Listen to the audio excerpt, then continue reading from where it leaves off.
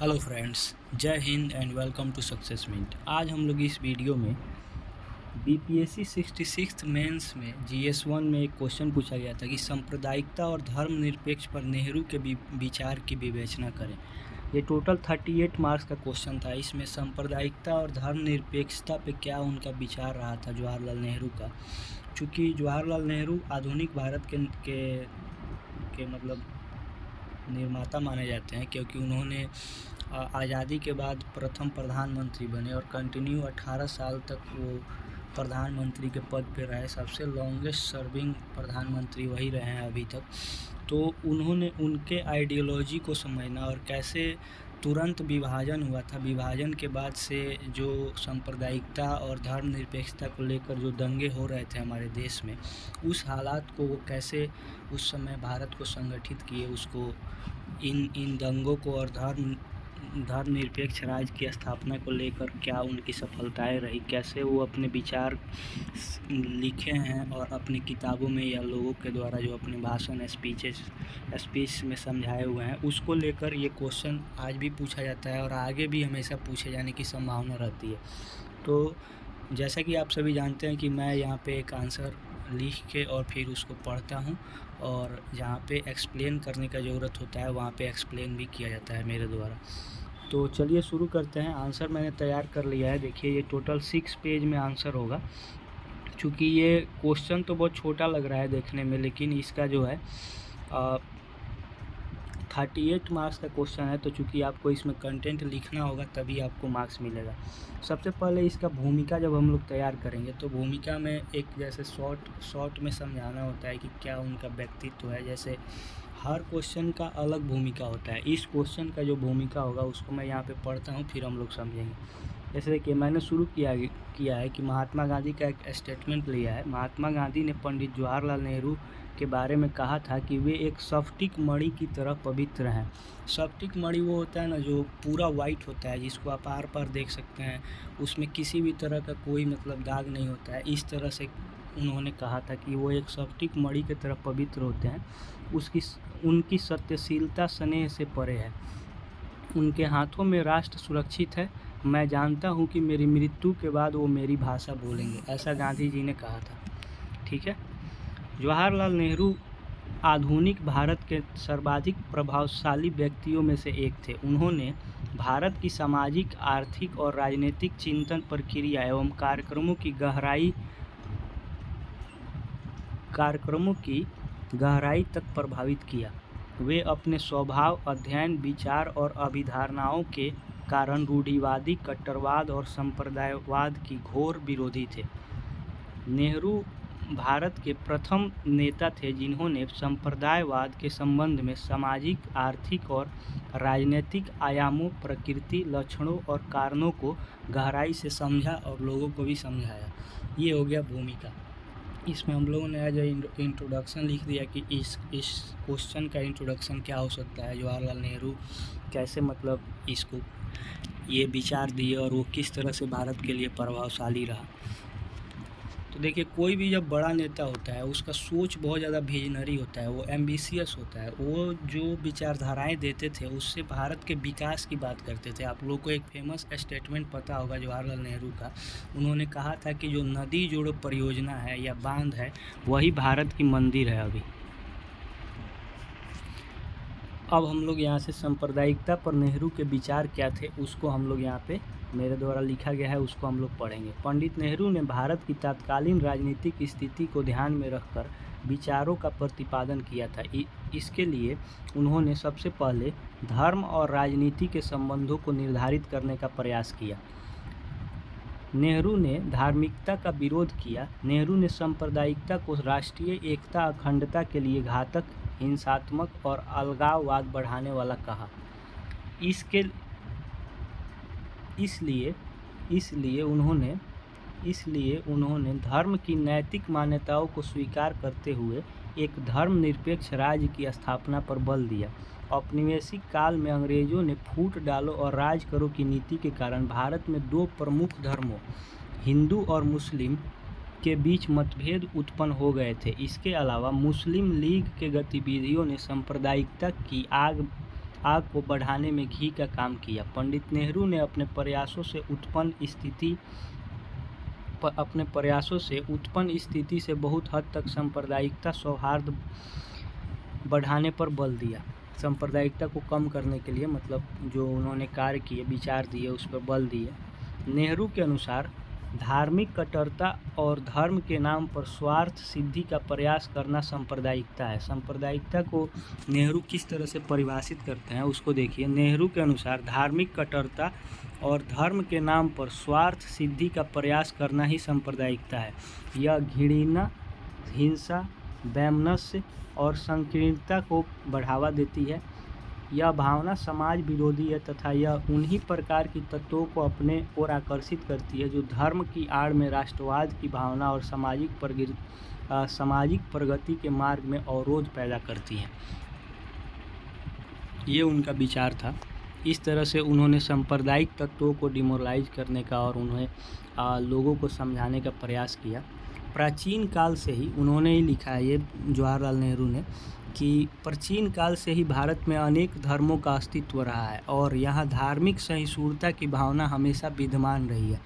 अशोक ने यहाँ तक कहा है कि पड़ोसी के धर्म का उसी तरह सम्मान करो जिस प्रकार आप खुद के धर्म का करते हैं। जैसा कि आप लोग जानते होंगे कि अशोक इतना महान था और इतना वो महान शासक था कि वो जो बोलता था वही होता था अशोक के काल में।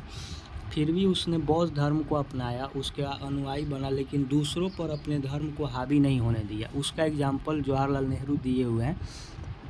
नेहरू के अनुसार धर्म के नाम पर भारत में कभी युद्ध या टकराव नहीं हुए। यह तो यूरोपीय समाज की देन है, ऐसा उन्होंने कहा था। यूरोपियंस जब आए तो जो उन्होंने रिफॉर्म किया, जैसे पार्लियामेंटो सुधार हो गया या बंगाल विभाजन हो गया, ये सब के कारण, और मुस्लिम लीग को बढ़ावा देना, फिर हिंदुओं से लड़वाना, ये सब के कारण हमारे देश में सांप्रदायिकता का प्रचार प्रसार हुआ और लोगों के अंदर ये सब भावनाएं भरी गई यूरोपियनों के द्वारा, अंग्रेज़ों के द्वारा।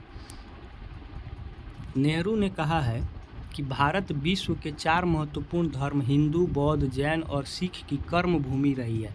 मतलब ये चारों धर्म यहाँ से फले फूले हैं और आगे बढ़े हैं, यहीं पे इनका का कर्म भूमि रहा है। चाहे आप गौतम बुद्ध को देख लें, महावीर स्वामी को देख लें, या गुरु गोविंद सिंह, गुरु नानक देव, या हिंदू में अगर देखें तो गुप्त वंश के समय में, या फिर और भी जो शंकराचार्य है, वल्लभाचार्य हैं, इन लोगों के द्वारा जो हिंदू धर्म का विस्तार किया गया।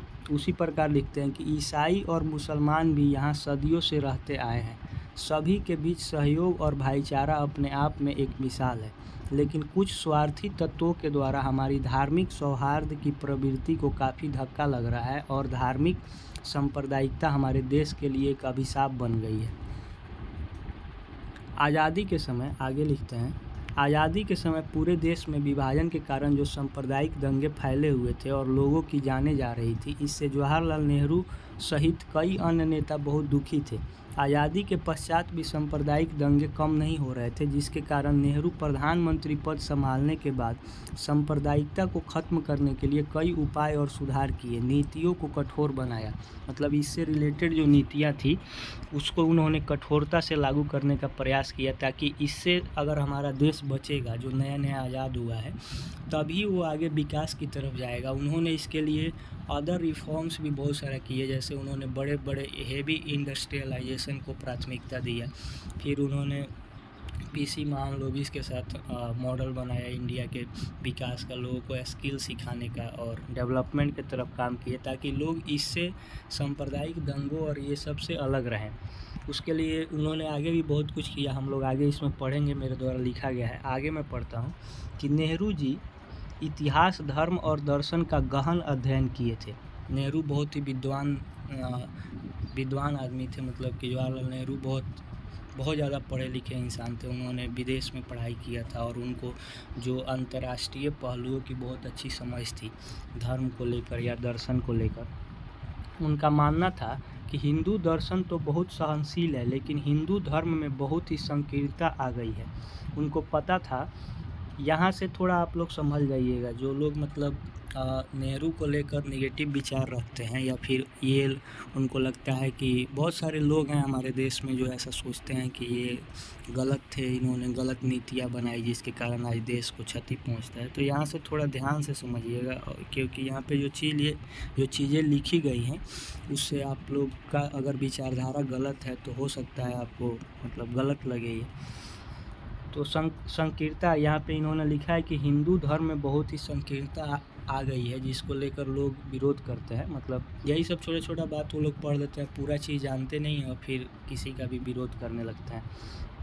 उनको पता था कि भारत का भाग्य हिंदू दृष्टिकोण से जुड़ा हुआ है। नेहरू जी ने के.एन. काटजू को लिखे एक पत्र में अपनी चिंताएं जाहिर करते हुए कहा कि अगर वर्तमान हिंदू दृष्टिकोण नहीं बदला जाता तो मुझे डर है कि भारत के सामने बहुत मुसीबतें आने वाली हैं। हो सकता है कि मुस्लिम दृष्टिकोण और भी बदतर हो, लेकिन उससे भारत के भविष्य पर उतना असर नहीं पड़ेगा। यहीं पे लोग फंस जाते हैं। देखिए, उस समय या आज भी हिंदू बहुसंख्यक है, इसलिए उन्होंने कहा था कि अगर आप अगर हिंदू को सहनशील रखेंगे और ऐसा आगे मतलब विकास की तरफ बढ़ाएंगे तो उससे खतरा नहीं होगा। जो कि अभी जो है हिंदुओं में जो संकीर्णता आ गई है, जिस तरह की सोच व्याप्त हो गई है, उससे ज़्यादा खतरा है। मुस्लिम का आबादी कम है, अल्पसंख्यक है, उनको हम लोग चाहें तो सही मुख्य विचारधारा में और मुख्य धारा में लाके राष्ट्र भक्ति जगा सकते हैं और उनका मतलब सहयोग लेके राष्ट्र निर्माण की भूमिका में आगे बढ़ा सकते हैं। इसलिए उन्होंने ऐसा कहा था। अपने 18 साल के प्रधानमंत्री के कार्यकाल में नेहरू ने सांप्रदायिकता को कम करने के लिए अनेकों कदम उठाए। मुस्लिमों को सरकारी नौकरी तथा फौज में भर्ती करना, जिससे उनमें सामाजिक चेतना का विकास होगा और सांप्रदायिकता से हटकर वे राष्ट्र निर्माण के लिए कार्य करेंगे। सभी मुख्यमंत्रियों से आग्रह किया कि वे सांप्रदायिक दंगों को महत्व न दें। वो अपने प्रथम कार्यकाल में उन्होंने सभी मुख्यमंत्रियों को चिट्ठी लिखा था कि वे राज्य में वैज्ञानिक सोच को बढ़ावा दें ताकि लोग धार्मिक सांप्रदायिकता की बेड़ियों को तोड़ें और अल्पसंख्यक समुदाय के लोगों के समस्याओं को सुलझाने के लिए सैकड़ों रास्ते बनाए तथा बहुसंख्यक समुदाय के लोगों को धार्मिक आधार पर एकजुट होने को सबसे बड़ा खतरा बताया। क्योंकि देखिए, अगर कोई भी मास में है, मतलब बहुत ज़्यादा संख्या में लोग हैं, अगर वो धार्मिक चीज़ों पर एकजुट होते हैं तो वहाँ पे हिंसा होगी। वो अलग धर्म मानने वाले लोगों को हिंसात्मक रूप से उनके साथ क्षति करेंगे, ये उनका मानना था। इसलिए यहाँ पे उन्होंने पहले मुस्लिमों के लिए मुख्य धारा में जोड़ने का काम किया, जिसको लेकर लोग बोल देते हैं कि जवाहरलाल नेहरू मुस्लिम थे या फिर वो मुस्लिमों का सपोर्ट करते थे। ऐसा कोई बात नहीं था। उन्होंने इसको सांप्रदायिक दंगों को कम करने के लिए ऐसा काम किया था। ये सांप्रदायिकता को लेकर इतना सारा विचार हो गया, ये एनफ है। आप लोग और भी लिख सकते हैं आपको मन करे तो। अब यहाँ से हम लोग धर्मनिरपेक्षता पर नेहरू के विचार को पढ़ेंगे। यहाँ पे मैंने एक कोट लिया है। बिपिन चंद्र के अनुसार नेहरू के धर्मनिरपेक्षता का अर्थ है धर्म को जीवन के राजनीतिक होगा यहाँ पे, सामाजिक, आर्थिक और सांस्कृतिक पहलुओं से अलग करके एकदम व्यक्तिगत मामला बनाना चाहिए। ऐसा बिपिन चंद्र लिखते हैं जवाहरलाल नेहरू के धर्मनिरपेक्षता के विचार के बारे में। मतलब आपका व्यक्तिगत मामला होना चाहिए कोई भी धर्म। आप अगर धर्म का सामूहिक रूप से प्रचार प्रसार या आपका जो विचार है उस धर्म को लेकर उसको अगर सामूहिक मनाते हैं आप, तो हो सकता है कि उस विचार से सारे लोग सहमत ना हो और फिर समाज में सांप्रदायिकता फैले। ऐसा करने का मतलब था। राज्य का धर्म से संबंध नहीं होना चाहिए, ऐसा उन्होंने कहा था। सभी धर्मों को मानने वालों को समान अवसर प्रदान करना, धर्म के आधार पर कोई भेदभाव या पक्षपात न करना, ऐसा बिपिन चंद्र ने कहा था कि उनके धर्मनिरपेक्षता का सार था। आगे हम लोग पढ़ते हैं कि नेहरू के अनुसार धर्मनिरपेक्षता के लिए कोई और बेहतर शब्द ढूंढना सरल नहीं है। मतलब धर्मनिरपेक्षता का कोई और अल्टरनेटिव वर्ड नहीं है। कुछ लोग यह सोचते हैं कि इसका अर्थ धर्म विरोधी है, जो कि गलत अवधारणा है। इसका सही अर्थ सभी धर्मों को समान रूप से सम्मान और अवसर प्रदान करना है। राज्य स्वयं को किसी विशेष धर्म से नहीं जोड़ेगा जो राज्य का धर्म बने।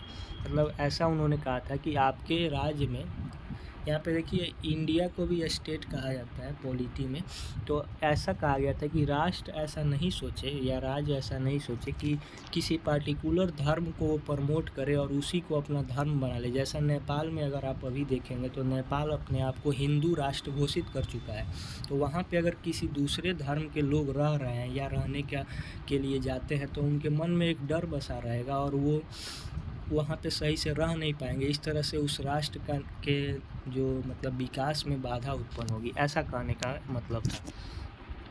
अब आगे हम लोग पढ़ते हैं कि पंडित नेहरू के विचार में धर्मनिरपेक्षता का आधार, ये उनका आधार क्या था धर्मनिरपेक्ष राज्य की स्थापना को लेकर। इसको हम लोग 6-7 पॉइंट में समझेंगे। पहला है, राज्य को धार्मिक आधार पर अपने नागरिकों के मध्य किसी प्रकार का भेदभाव नहीं करना चाहिए। धार्मिक दृष्टि से उसे अपने सभी नागरिकों को समान समझना चाहिए तथा इसी आधार पर उनके प्रति अपना व्यवहार निर्धारित करना चाहिए। दूसरा है कि राज्य को आवश्यक होने पर सामाजिक हित, शिष्टाचार, स्वास्थ्य और आपसी सद्भाव को बनाए रखने हेतु व्यक्ति की धार्मिक स्वतंत्रता के अधिकार में हस्तक्षेप करने का अधिकार है, लेकिन इसका प्रयोग अपवाद स्वरूप ही होना चाहिए। यह राज्य का आम व्यवहार नहीं होना चाहिए। कहने का मतलब है कि अगर किसी भी तरह का सामाजिक हित हो, शिष्टाचार हो, स्वास्थ्य हो या आपसी सद्भाव को बनाए रखने के लिए राज्य चाहे तो किसी भी मतलब व्यक्तिगत आदमी का उसका मौलिक अधिकार का हनन कर सकता है या उसका अल्पीकरण कर सकता है, लेकिन यह अपवाद में ही होना चाहिए। ऐसा नहीं हो कि ये आम स्वरूप बन जाए या किसी पार्टिकुलर धर्म को या किसी पार्टिकुलर समुदाय के लोगों को प्रताड़ित करने या उन्हें नीचा दिखाने के लिए राज्य ऐसा काम करे, ऐसा कहने का मतलब था। आगे है कि प्रत्येक नागरिक को अपनी धार्मिक आज़ादी के अधिकार का प्रयोग करते समय यह ध्यान रखना चाहिए कि उससे किसी दूसरे नागरिक की धार्मिक स्वतंत्रता के अधिकार का भी उचित सम्मान हो, यानी कि उसको ठेस न पहुँचे, अर्थात उसे इस दृष्टि में धार्मिक सहिष्णुता का परिचय देना चाहिए। चौथा है, धर्म राष्ट्रीय एकता का संवर्धक होना चाहिए, न कि बाधक होना चाहिए। यहाँ पे न कि बाधक होना चाहिए छूट गया है, आप लोग लिख लीजिएगा। मतलब धर्म राष्ट्रीय एकता को बढ़ावा दे, ऐसा धर्म होना चाहिए किसी का, इस तरह की धार्मिक विचारधाराएं होनी चाहिए। ऐसा नहीं होना चाहिए कि वो राष्ट्रीय एकता, अखंडता और राष्ट्र के निर्माण विकास में बाधक बन जाए, धर्म ही सब कुछ हो जाए, ऐसा नहीं होना चाहिए। पांचवा है कि धर्मनिरपेक्षता एक उदार अवधारणा है। वह हर प्रकार की धार्मिक रूढ़िवादिता और कट्टरता का निषेध करती है। उसके नाम पर धार्मिक असहिष्णुता तथा असमानता, मानव गरिमा और भ्रातृत्व भाव यानी भाईचारा के विरुद्ध होने वाला हर कार्य अनुचित होने के कारण प्रतिबंधित होना चाहिए। ठीक है। 6वां है 6 धर्मनिरपेक्षता हर तरह की सांप्रदायिक संकीर्णता की भावना के निषेध की अवधारणा है। अतः उसका प्रयोग सांप्रदायिक सद्भाव को नष्ट करने और दूसरे संप्रदायों के विरुद्ध घृणा और तिरस्कार की भावना फैलाने के लिए नहीं किया जाना चाहिए। धार्मिक स्वतंत्रता सांप्रदायिकता तनाव का कारण न बने, इसका ध्यान राज्य को हमेशा रखना चाहिए। ठीक है। 7वां पॉइंट है, धार्मिक स्वतंत्रता का प्रयोग केवल निजी जीवन के लिए होना चाहिए। इस पॉइंट पे आप लोग ध्यान दीजिएगा, ये केवल आपके निजी जीवन का बात होना चाहिए। सामाजिक जीवन का संचालन उसके अनुसार नहीं किया जाना चाहिए। पृथक धार्मिक विश्वास होते हुए भी सामाजिक दृष्टि से सभी को समान समझा जाना चाहिए तथा इसी मानवीय आधार पर उनके जीवन का नियमन होना चाहिए। नेहरू के अनुसार धर्म नहीं, विवेक इस दृष्टि से मार्गदर्शक सिद्धांत के रूप में स्वीकार किया जाना चाहिए। मतलब किसी भी बात को लेकर मार्गदर्शन का जब बात हो तो आप धर्म के नाम पे नहीं, अपने बुद्धि विवेक के नाम पे उसका मार्गदर्शन कीजिए, ऐसा कहना था। ये 7 पॉइंट टोटल हुए। अब हम लोग यहाँ से थोड़ा अब इस टॉपिक को ख़त्म करेंगे, इस आंसर को। यहाँ पे धर्मनिरपेक्षता को लेके जो लास्ट चीज़ें लिख रहा हूँ मैं। भारतीय धर्मनिरपेक्षता की विरासत को गांधी नेहरू विरासत के नाम से भी जाना जाता है, क्योंकि भारत के आधुनिक धर्मनिरपेक्षता की अवधारणा को निरूपित करने में इन दो महान नेताओं की महत्वपूर्ण भूमिका है। दोनों नेता एक बहुलवादी समाज के समर्थक और भारत को एक धर्मनिरपेक्ष राज्य बनाने के पक्षधर थे। यहाँ पे धर्मनिरपेक्षता खत्म होता है। अब हम लोग इस क्वेश्चन का निष्कर्ष लिखेंगे, कंक्लूजन। निष्कर्ष में मैं लिखता हूँ कि जवाहरलाल नेहरू आधुनिक भारत के वास्तुकार थे।